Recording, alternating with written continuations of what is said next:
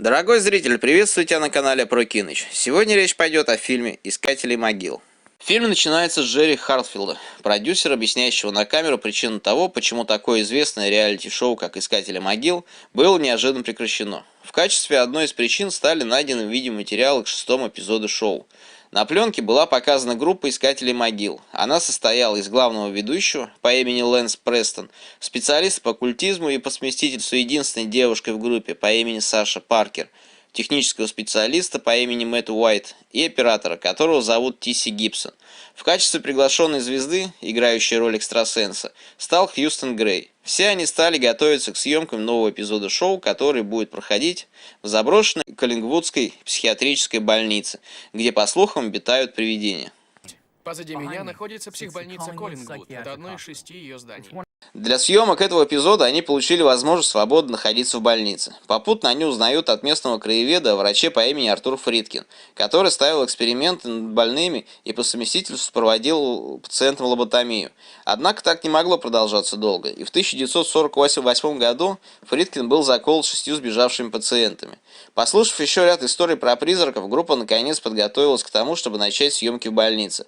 Вдобавок ко всему, группа добровольно запирается внутри здания. После этого группа приступает к расследованию, создав лагерь в холле. Я установил 10 статичных камер в местах паранормальной активности. Лэнс и его команда пытаются установить контакт с обитающими здесь, если верить рассказам местных, призраками. И хотя попытки изначально получаются неудачными, группе в конечном итоге удается их найти. Но призраки, которые так хотели найти искатели, впоследствии казались враждебными. Итак, осталось всего полчаса до того, как смотритель выпустит группу, открыв дверь больницы снаружи. Группа начинает собираться. Лэнс произносит слова о том, что особой активности призраков они не обнаружили. Мэтт оставляют собрать камеры, и в тот момент, когда он готовится забрать камеру, которая снимала окно, которое, по словам смотрителя, постоянно открывается само собой, он слышит какие-то странные звуки. Мэтт идет узнать, где находится источник звука, и внезапно исчезает. Остальные участники пытаются связаться с Мэттом, но у них ничего не получается. И тогда они, за исключением Хьюстона, отправляются на поиски Мэтта. Так, не найдя его, они возвращаются обратно. В итоге Тиси берет каталку и вместе с Лэнсом выламывает двери главного входа, чтобы наконец выйти из больницы. Но вскоре они обнаруживают, что за дверью все тот же длинный коридор здания. Ну, может, мы где-то как-то повернули и оказались на другой стороне здания. Вспомнив, что есть запасной выход, они решили обойти через него и выломать дверь.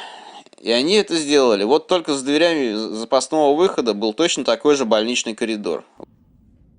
Да что же это означает, чувак? Что, черт возьми, происходит? Вскоре они осознают, что снаружи уже должен быть день. Однако за окном до сих пор ночь. В 7:45 должно быть светло. А тут до сих пор ночь. Они решают спастись через крышу здания, но лестница, ведущая туда, внезапно заканчивается сплошной стеной.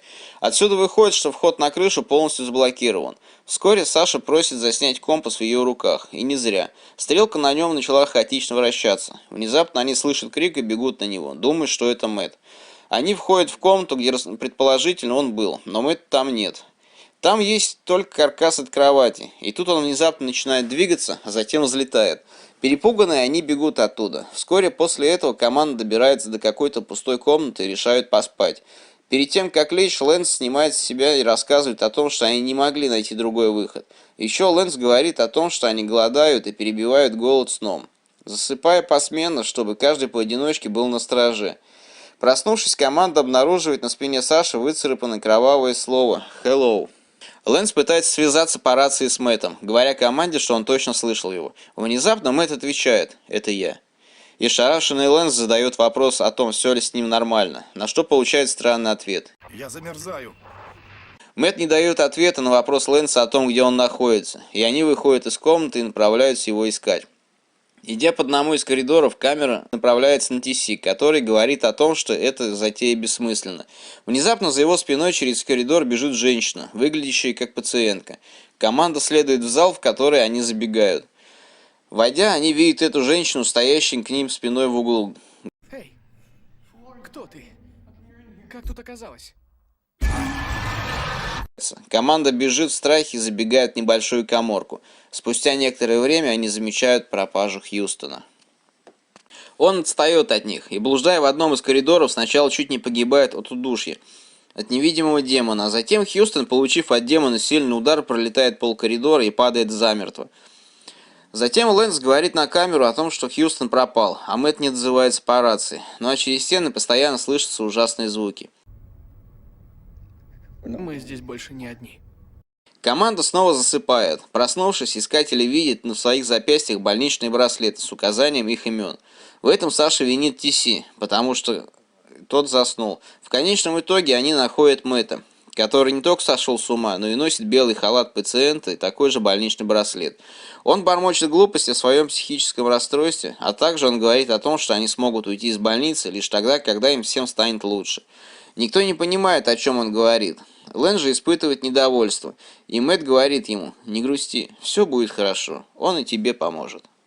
Призраки же продолжают преследовать команду. Сначала они запугали их черными руками, торчащими из стен. Из-за этого соискатели прибежали в ванную комнату и увидели, что одна из ванн наполнена кровью. Ти-Си Гибсон пытается увести Мэтта от этой ванны, становится жертвой демона, затянувшего его туда. Когда Лэнс и Саша сбросили ванну на пол, вся кровь из нее тут же вылилась. Но к своему ужасу они увидели, что из ванны вылилась только кровь, и никого больше не было. Затем Лэнс и Саша вместе с Мэттом решают выбраться из больницы через подземные тоннели. Лэнс отправляется в коридор с целью найти что-нибудь, чем можно было бы открыть двери лифта.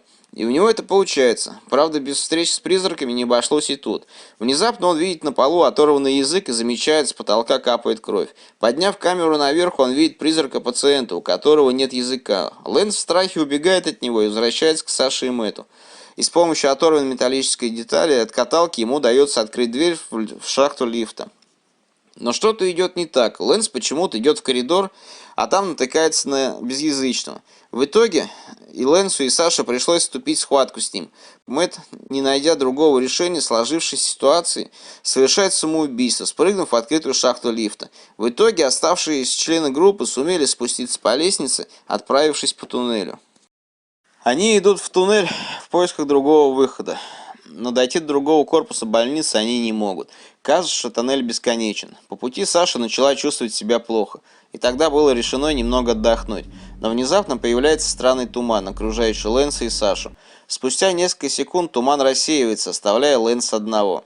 Лэнс продолжает идти через туннель уже в одиночку. Чтобы не умереть от голода, он убивает и ест крысу. Попутно с этим он начинает сходить с ума. Спустя какое-то время он просыпается и видит перед собой странную дверь. Открыв ее, он понял, что она ведет в операционную. Пройдя чуть дальше и увидев несколько фотографий, на которых, возможно, были изображены уже прооперированные участники группы «Искатели могил», либо пациенты. В итоге Лэнс находит алтарь и пентаграммы для демонических ритуалов. Это означает, что Фридкин практиковал еще и черную магию для своих медицинских экспериментов. Внезапно Лэнс оборачивается и видит призрак Фридкина, а также призраки двух медсестер. Он пытается уйти, но у него ничего не выходит. Призраки хватают его, и вскоре Лэнс попадает на операционный стол, на котором ему готовится делать лоботомию. В тот момент, когда Лэнс кричит от боли, камера на мгновение выключается. Затем в кадре снова появляется Лэнс, которому уже сделали лоботомию. Он сказал, что теперь мне стало лучше. Я Лэнс Престон.